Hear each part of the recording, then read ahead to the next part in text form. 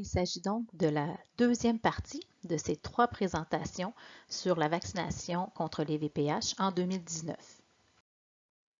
À la fin de cette deuxième présentation, on devrait être en mesure d'expliquer les données scientifiques qui sous-tendent le calendrier de vaccination mixte contre les VPH utilisé au Québec. Donc, quelles sont ces données qui ont amené le Comité sur l'immunisation du Québec, le CIQ, à émettre cette recommandation? De 2008 à 2014, il y a eu quelques études qui ont évalué des calendriers de vaccination mixte, qui veut dire plus d'un vaccin administré chez la même personne contre les VPH.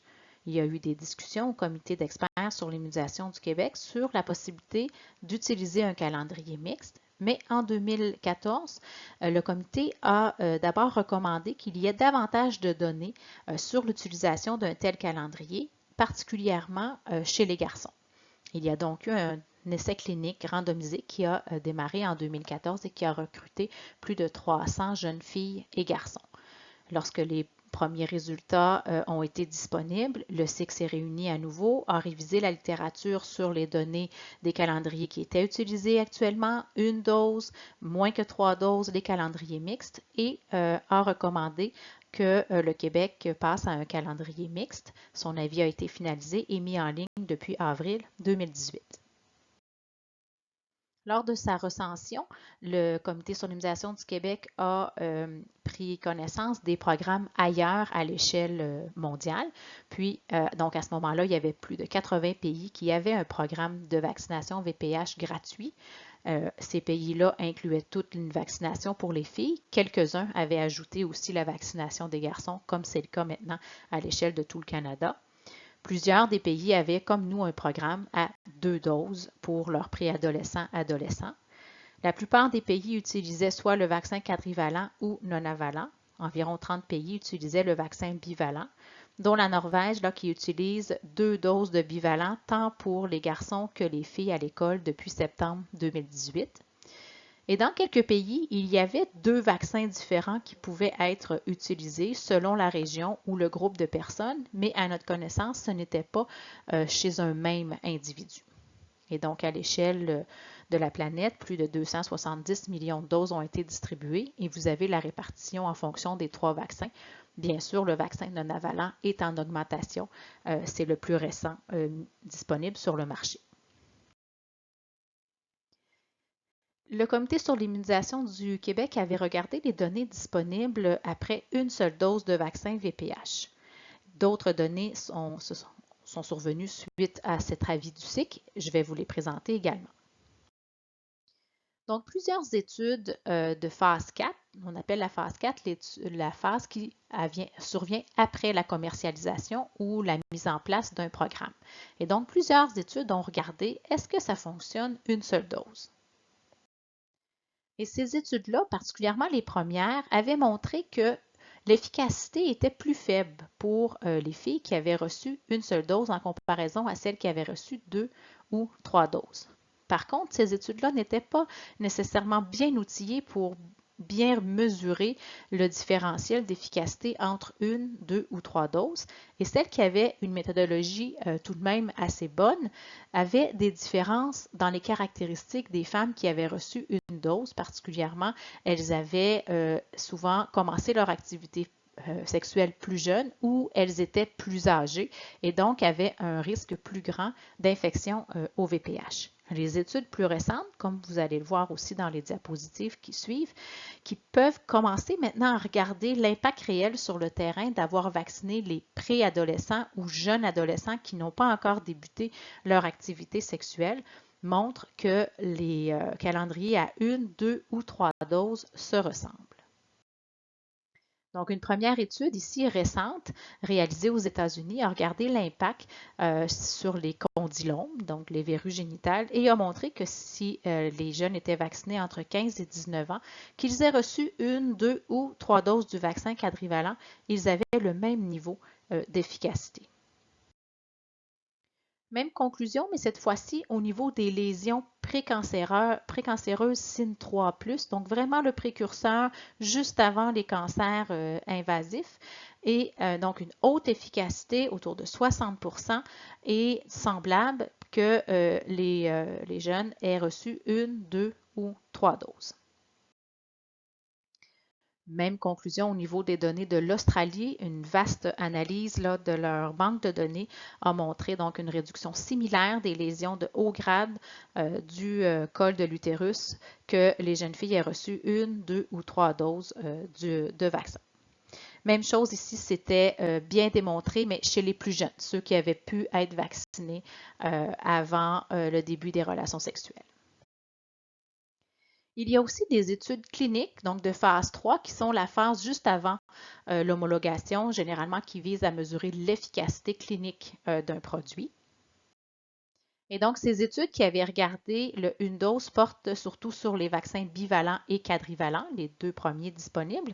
Et ces études montrent, donc ici on a une illustration avec un 7 ans de suivi d'une étude qui a porté sur le vaccin bivalent qui montre que oui, les jeunes ont encore des anticorps, mais des niveaux plus bas d'anticorps s'ils ont reçu uniquement une dose en comparaison à 2 doses ou ici sur le graphique, 3 doses. On aime bien avoir des anticorps, mais on aime encore plus quand on peut avoir la démonstration claire qu'il y a une efficacité clinique à ne pas faire l'infection qu'on veut prévenir. Et donc, dans cette même étude, ils ont démontré qu'il y avait une efficacité similaire que les jeunes aient reçu une, deux ou trois doses. Une grosse étude en Inde avec le vaccin quadrivalent qui a recruté plus de 15 000 jeunes filles arrive sensiblement aux mêmes conclusions que l'étude précédente avec le vaccin bivalent. Une seule dose génère des niveaux d'anticorps plus bas. Donc, toujours plus haut que ce que l'infection naturelle va donner, mais tout de même plus bas que les calendriers qui contiennent 2 doses ou 3 doses. Par contre, le même genre de courbe, donc avec un plateau qui semble se maintenir avec les années. Même chose, pas uniquement au niveau des anticorps, mais aussi en infection. Même taux d'efficacité, de réduction des infections que les jeunes aient reçu une, deux ou trois doses. Ici, ce sont des filles de 10 à 18 ans dans cette étude en Inde. Est-ce que le Québec est la seule juridiction à avoir réalisé des études sur les calendriers de vaccination qui utilisent deux vaccins différents chez un même individu, qu'on appelle ici calendrier mixte? Alors non. Il y a au moins 5 études qui ont regardé, dont 3 qui ont été réalisées au Québec, une par la compagnie Merck et une réalisée aux îles Fidji qui combinait des vaccins bivalents et quadrivalents. Alors, ces cinq études sur les calendriers VPH mixtes aident à comprendre le mécanisme, la façon dont fonctionnent ces vaccins, la réponse après une, deux ou trois doses et en combinaison de plus d'un type de vaccin chez le même individu. On se rappelle aussi, ces études-là portent essentiellement sur des réponses en anticorps, donc on appelle les études d'immunogénicité, et c'est le type d'études qui sont réalisées chez les préadolescents. Pour ces personnes, on ne s'attend pas d'avoir des lésions et il n'est pas non plus éthique, par exemple, de faire des pap tests à 9 ans, 10 ans ou 11 ans. Et donc, ce sont ces types d'études qui ont amené l'homologation des vaccins contre les VPH pour les préadolescents. Par exemple, pour le calendrier à 2 doses du vaccin non-avalant, une étude d'immunogénicité auprès de 450 garçons avait été réalisée.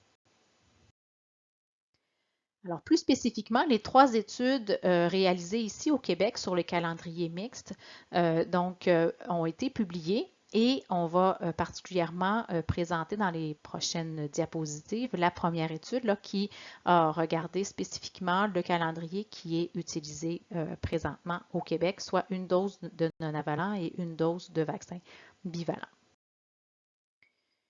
Donc, un premier résultat de ces études, après une première dose, eh bien, tous les jeunes avaient des anticorps pour les types de VPH qui étaient inclus dans le vaccin que le jeune avait reçu. Pas de surprise, ça a été démontré dans d'autres études. Ces vaccins-là génèrent une réponse immunitaire à tout coup, ce qui n'est pas toujours le cas pour tous les vaccins, mais vraiment, ce sont des vaccins exceptionnels. Il y avait ici un individu qui n'avait pas développé d'anticorps pour un type, qui est le type 45. Et dans les différentes études, donc même si on mesurait la réponse en anticorps, même 5 ans après avoir reçu une seule dose, on en détectait encore. après avoir reçu la deuxième dose. Alors là, les niveaux d'anticorps pour les deux types responsables principalement des cancers associés au VPH, les types 16 et 18, donc la réponse, les anticorps étaient plus élevés s'ils avaient reçu une dose de non-avalent et une dose de bivalent dans l'ordre ou dans l'autre ordre. En commençant par le bivalent ou en commençant par le non-avalent, c'était similaire. Par contre, les niveaux d'anticorps pour les 7 autres types de VPH inclus dans le non-avalent étaient plus bas pour ceux qui avaient reçu le calendrier mixte, donc qui inclut une dose de bivalent. Et donc, pour les 7 types qui ne sont pas directement inclus dans le vaccin bivalent, c'était plus bas avec le calendrier mixte. Tous les individus avaient des anticorps contre les 9 types, mais particulièrement pour les types 6 et 11, les niveaux d'anticorps étaient plus bas pour ceux qui avaient reçu le calendrier qui combinait une dose de non-avalent et une dose de bivalent. Donc, la question importante qui n'est pas encore résolue, qui est celle-ci, quel est le niveau d'anticorps dont on a besoin pour assurer une protection?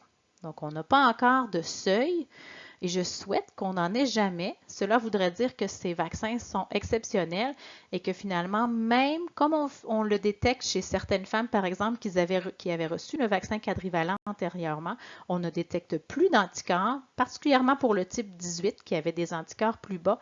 Et pourtant, on est, comme je le disais plutôt, à 14 ans de suivi et on n'a toujours pas de lésions associées au VPH inclus dans ce vaccin-là. Et donc, on n'est pas en mesure de déterminer un seuil puisqu'il y en a qui sont à 0 et pourtant ne développent toujours pas de lésions. On a aussi une expérience semblable avec l'autre vaccin qui lui ressemble le plus, qui est le vaccin contre l'hépatite B, où on observe la même chose. Oui, on a un seuil, mais on sait que même si on devient en bas de ce seuil, si on a été vacciné et qu'on a bien répondu à la vaccination, on demeure protégé. Donc, les études se poursuivent à cet effet-là pour tenter d'identifier s'il y aurait un niveau plancher, un niveau minimal d'anticorps pour être protégé contre les VPH. Pour l'instant, il semble que des titres, même très bas, pourraient être suffisants pour assurer une protection. Maintenant, les autres considérations qui ont été regardées par le Comité sur l'immunisation du Québec lorsqu'il a fait sa recommandation du calendrier de vaccination VPH. Alors, pourquoi penser à un calendrier mixte? Entre autres parce que le vaccin bivalent est moins dispendieux que le vaccin non-avalent et peut permettre d'économiser environ 3 millions de dollars par cohorte d'âge vacciné, ce qui pouvait laisser des sous disponibles pour vacciner plus de gens et ça a aidé à élargir l'offre de vaccination aux garçons. Donc, on sait aussi depuis 2018, la vaccination des garçons n'est plus uniquement en 4e année, mais il y a une offre de fait également en 3e secondaire, un moment où on a déjà une offre de vaccination pour d'autres vaccins.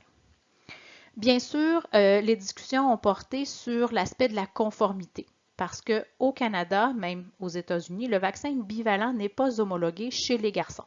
Par contre, il est homologué en Europe par l'Agence européenne des médicaments, qui est le pendant européen de notre Santé Canada. Même chose, des données existent là, qui montrent que le vaccin bivalent a le même profil de sécurité et d'immunogénicité chez les garçons que chez les filles. Et d'ailleurs, ce sont ces références qui sont décrites dans l'avis québécois et également dans l'homologation pour l'Europe. Il y avait eu également des discussions sur la promotion agressive qui pourrait être faite par certains représentants de compagnies contre le calendrier mixte, puisqu'on utilise 2 vaccins qui proviennent de 2 compagnies différentes et on savait que ça pourrait nuire à l'acceptabilité générale du programme et à l'atteinte de haute couverture vaccinale.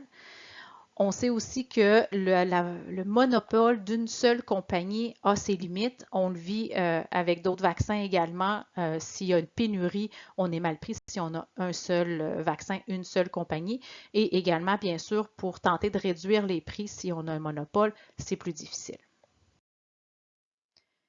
Est-ce qu'il s'agit d'une erreur si une fille en 4e année a reçu le bivalent en premier, suivi du non-avalent, alors que la recommandation dit plutôt d'y aller avec un non-avalent suivi d'un bivalent? Alors non. L'administration de l'un ou l'autre des vaccins en premier n'est pas considérée comme une erreur. Entre autres, dans l'étude québécoise qui avait porté spécifiquement pour l'évaluation du calendrier qui contient une dose de non-avalent et une dose de bivalent, a montré des réponses semblables que les deux vaccins aient été donnés dans un ordre ou dans l'autre. Mais le Comité sur l'immunisation du Québec a recommandé de débuter avec le vaccin non-avalent, surtout parce qu'on sait qu'il y a une certaine proportion de jeunes qui ne reçoivent pas la deuxième dose, qui sont absents, qui sont malades, qui finalement il y a un retard et autour de 5 par année où il y a des jeunes qui ne reçoivent pas leur deuxième dose. Donc, on préférait qu'ils aient d'emblée le vaccin qui contient les 9 types de VPH dans le programme comme première dose à l'automne. Mais ce n'est pas une erreur si c'est l'ordre inverse qui survenait. Et donc, les données existantes, la recension de la littérature qui avait été faite, avait amené le SIC même à considérer si une seule dose pourrait être recommandée. Mais au moment de l'analyse, les données n'étaient pas suffisamment robustes pour que le Comité sur l'immunisation du Québec recommande d'emblée une seule dose de vaccin. Et donc, le SIC a plutôt recommandé un calendrier mixte qui maximise la réponse immunitaire contre les types 16 et 18 tout en assurant une réponse contre les 7 autres types inclus dans le vaccin non-avalent. Et c'était l'option qui permettait aussi d'économiser des sous et d'aider à élargir la vaccination à d'autres groupes. Bien sûr, la surveillance des infections, des maladies associées au VPH se poursuit. Si jamais il y avait des modifications dans l'épidémiologie de la maladie, les recommandations pourraient être vues. Ici, la deuxième dose avec le vaccin bivalent est considérée un peu comme un filet de sécurité puisqu'on voit des données qui montrent qu'une dose pourrait déjà procurer des bénéfices importants. Puis, on sait aussi qu'on a un moment de rattrapage en secondaire 3 d'une autre offre de vaccination qui est possible alors qu'on a encore les jeunes en milieu scolaire. Si jamais le calendrier mixte ne donnait pas les résultats attendus, il y a encore une possibilité de se rattraper en secondaire 3 si jamais. Donc, c'est considéré comme un deuxième filet de sécurité.